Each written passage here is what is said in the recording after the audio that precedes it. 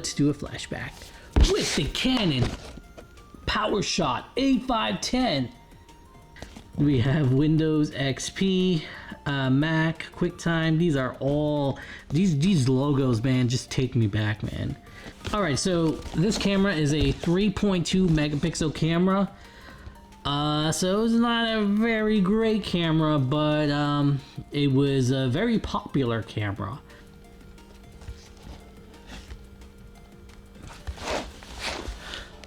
Sorry, I was just gawking at this message here. It says 14-day return policy.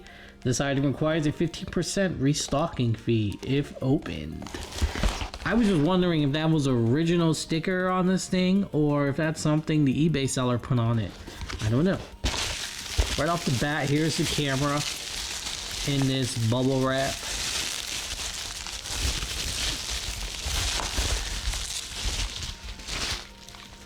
So obviously this camera is used, not brand new. It is in pretty good condition. I'm not seeing any scuff. It does look like some kind of rubber protector that was here has fallen off. No big deal. They go in the bottom right here, 2 AA's. SD card goes right here. Let's see. We have the camera and then the play switch. Yes, it's a switch. We have the shutter button, mode selection wheel, the power, flashes right here, viewfinder. Whoa, that is a far out zoomed. 3 buttons, a wheel, well, a thumb pad, some advertisement right here. The seller included a 16 gigabyte SD card. What is this? This is to showcase your photos onto a TV using an RCA cable. Just yellow, because there's no sound. Yeah, no sound. This is kind of a bummer because like some cameras actually supported sound transfer to the TV via RCA. Wow. Wow, this is thick.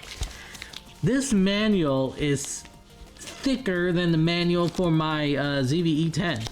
This is ridiculous. But I mean, I don't know for everyone else, but for me, when you got something that had so much reading material, you know you bought a legit project. Again, that was just me though. So yeah, manual in Espanol. What is this? Direct print user guide. The software for the camera. We have starter guide Espanol. A quick map guide about accessories. Warranty card. I should fill it out and send it in. Just curious to see if this is still under warranty. Another quick start guide. I don't know if you want to hang that up on your wall, if that's why it's like in this poster format. I don't know. This one is Espanol. And then register your product online. Jeez Louise. This box was kind of heavy, and it's kind of crazy that all of that was from all this paperwork. So let me just get some 2 batteries into this bad boy, and I'll just walk around and take some pictures and videos, maybe, hopefully. I don't know if this shoots video. Does it? Yes, it does shoot video. Anyway, yeah, let's get to it. Sorry about the mess. My second job requires me to fix broken toys. So yeah, that's why it's a mess. Anyway, let's go ahead and put some batteries in this bad boy. It's alive! It's alive!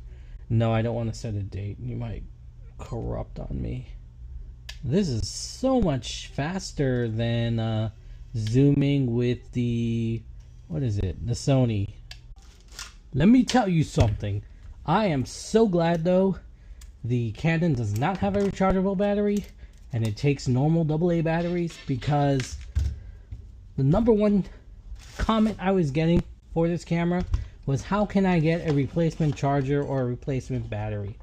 And I felt like a lot of people weren't reading all the comments, so more than once I had to like repeat myself. So happy I don't have to do that with the PowerShot. And not to mention, I'm also happy that I can just swap out the battery when it dies, because this thing is terrible. We're talking about like maybe 1 hour max of continuous use before it dies, and it wasn't always like that, but you know, it is old, so yeah.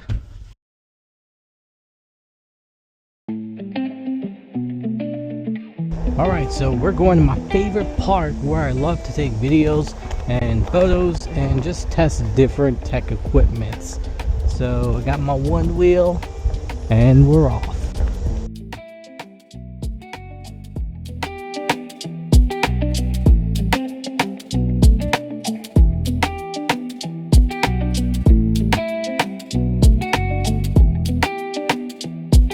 Okay, welcome back to the studio. Here is the PowerShot A510. So I've been using it today at the park, and I have to say that this is a really nice camera, especially for something that's so old. I had a blast using it, and took some pictures, took some videos. I did also take some pictures with my Sony ZV-E10, but unfortunately that cable is somewhere and I don't feel like looking for it, and the cable is the only way you can actually get your footage and video off of that camera. Okay, so for an old camera, this camera is actually packed with a lot of tech. Let's run through it. All right, so first, sensor and resolution. This has a 1/2.5 inch CCD sensor with approximately 3.2 megapixel effective resolution. So that gives you around 3.3 million total pixels. The lens, as you can see here, is a retractable 4x optical zoom lens. It's 5.8 to 23.2 millimeters, which is equivalent to 35 to 140 millimeter in 35 millimeter terms. So the aperture is 2.6 when you're taking a wide shot and 5.5 when you're using telephoto. You get a total combination of 13 times with the optical plus digital zoom, and included with the flash is also something called zoom linked flash. And what that basically does is, if you zoom in on a subject and take a photo and flash is on, it narrows the flash beam to focus on that person rather than just have a wide flash beam that just gets wasted. It has 9-point autofocus, plus center with 1-point autofocus, manual focus, and focus lock available. Of course, it has a display, very small display at 1.8 inches, TFT LCD with 115,000 dots, plus an optical real image zoom viewfinder right up here. And the viewfinder works pretty darn good. I like it. Especially in an age where viewfinders are being scrapped for some odd reason. This camera, like I mentioned before, uses SD or MMC cards, and it is powered by 2 AA batteries. Now, I can't begin to tell you how great that is, because yeah, when you're trying to use a camera from the past in the present, rechargeable proprietary batteries sucks so bad. And that's the number one complaint I got with the Sony ZV-E10 video that I did. A lot of people were asking, like, where can I get replacement batteries and chargers and whatnot. You don't have to worry about that with this camera, because you know what? It takes standard SD cards and standard AA batteries. It offers 20 shooting modes, including fully automatic, semi-auto, and manual exposure control. Features like self-timer and pick bridge compatibility is also included. Pick bridge is a feature I don't think a lot of people are into anymore. But yeah, as you can see here, like look at this dial. Let me raise up. it is loaded with features, and I mean loaded. He's got a ton of features. Shutter speed is 15 seconds to 1/2000th of a second. iOS range is 50, 100, 200, 400, so not a lot of range, but you know, it is what it is. Burst is 2.3 frames per second, and the video shoots at VGA 640 by 480 at, get this, 10 to 15 frames per second. Now, 10 to 15 frames per second is completely normal for a point-and-shoot camera from this era. Not a lot of manufacturers were pushing the envelope in terms of video capabilities with these cameras. Sony was one of them. Casio was another. I think later PowerShot series cameras started to take video seriously, but with this model they did not. And it is evident when you take videos with this camera. I'm going to assume that a lot of you are not going to buy this camera to take videos. You're going to buy it to take photos, right? To get that retro look, I guess. Now, this camera was launched or announced in March of 2005, and it was the successor of the PowerShot A75, which is a very popular camera. The going features of this camera was definitely its more compact and lighter body style. It was 13% smaller and 20% lighter than the A75, which is his predecessor. Among the earlier A5 series cameras, transitioning from compact flash to SD card and reducing battery count to 2 AA's made this compact achievable. Of course, this camera was discontinued by the end of 2006. First available date for retail, I think it went on sale around February of 2006.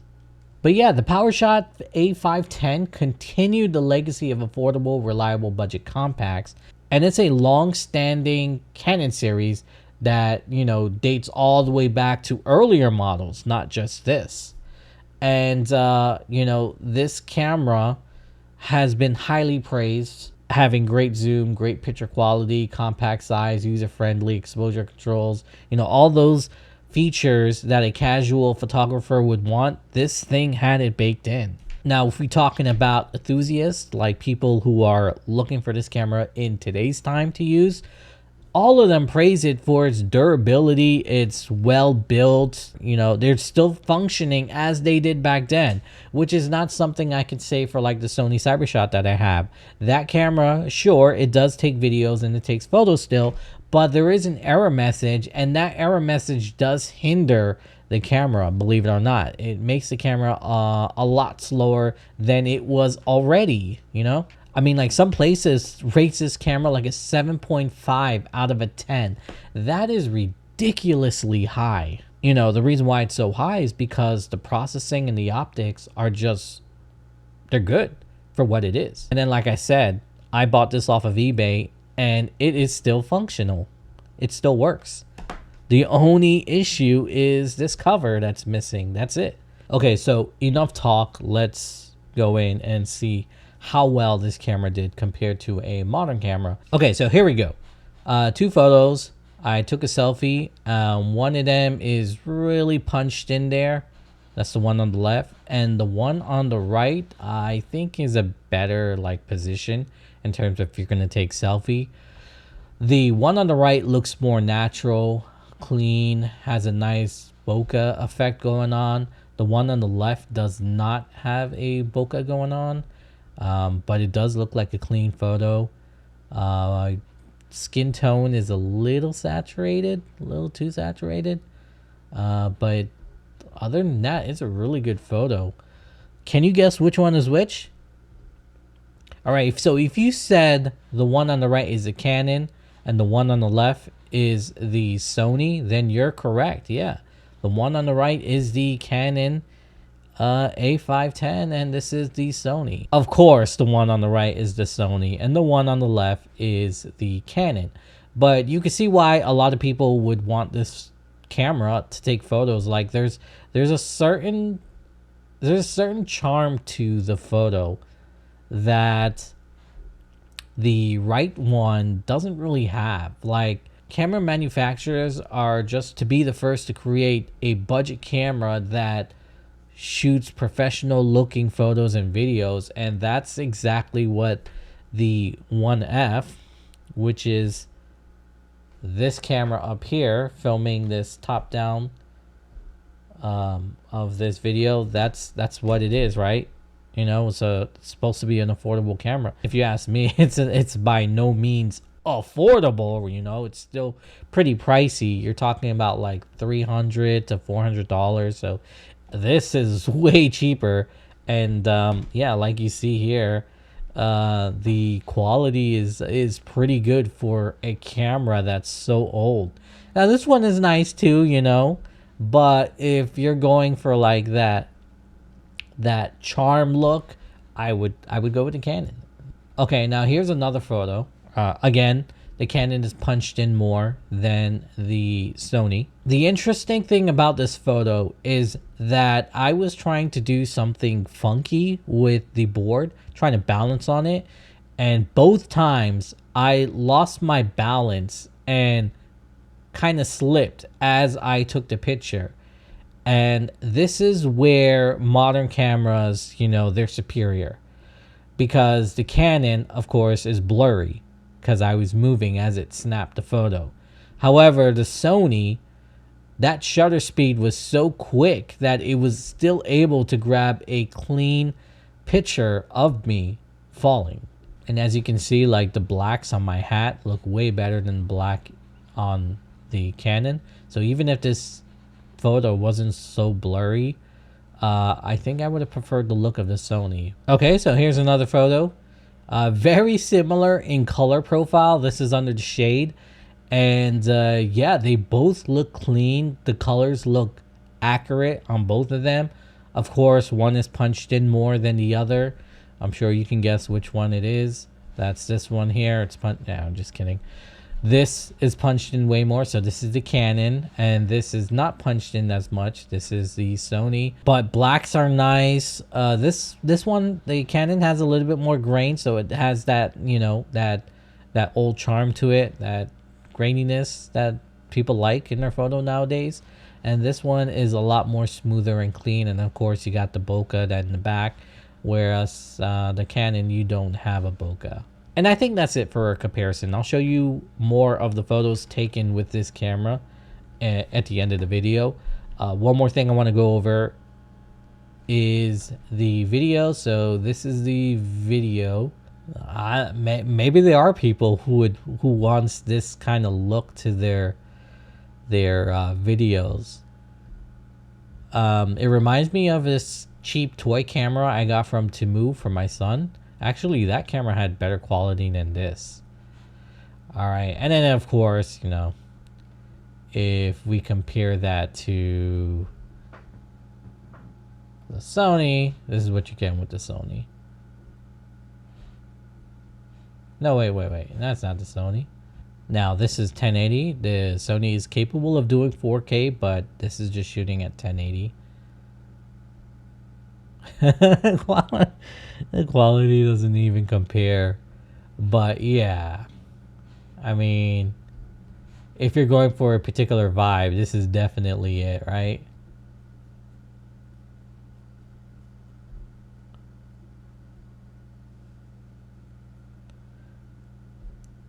And if you're wondering what this is, that's just my Insta360. That's all. Yeah, so that's the images, you know, how they compare to a modern camera. I don't think anyone is gonna worry about that, because obviously they're getting this camera for a specific reason, right?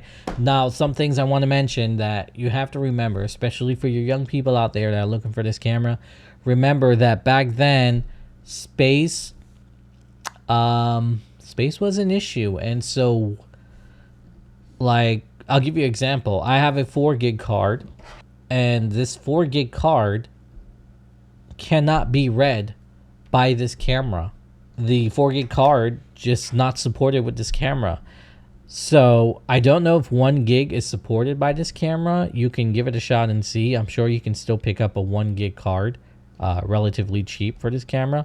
But The only thing smaller than the 4 gig that I had is not this. Definitely not this. So this is the smallest card I had, and this is a 128 megabyte.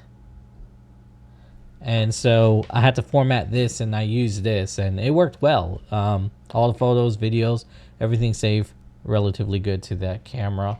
I mean, to that card. When I first opened the camera, I thought it was a 16 gig card. And so I was so confused when I actually went out earlier in the morning to shoot some photos and videos. And after 1 or 2 videos, no, actually no videos, after 1 or 2 pictures, it said space there was no space for more photos. So I was super confused. And then when I came home, I looked at it and I was like, oh, 16 megabytes. Dang. Anyway, that's it for analyzing the photo. As promised, here is the rest of the video and photos that I took with the PowerShot A510. My name is Z. Hasta luego, muchachos, and enjoy.